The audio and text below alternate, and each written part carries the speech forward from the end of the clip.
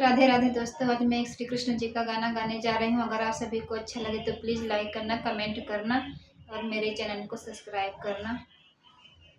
कैसे के सुनी ग्वालिन, कैसे के सुनी ग्वालिन, और हन तुहार हो खरिया में बान्हल बाटे, कान्हा हमार हो खरिया में बान्हल बाटे।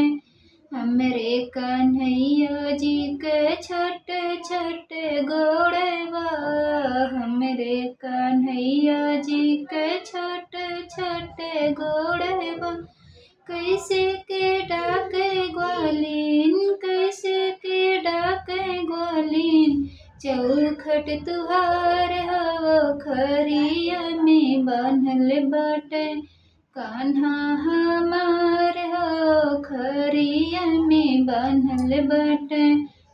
हमरे कन्हैया जी के छोटे छोटे हाथवा, हमरे कन्हैया जी के छोटे छोटे हाथवा, कैसे के पावे ग्वालिन, कैसे के पावे ग्वालिन, सिकहर तुहार हो खरिया में बान्हल बाटे, कान्हा हमार हो खरिया में बान्हल बाटे।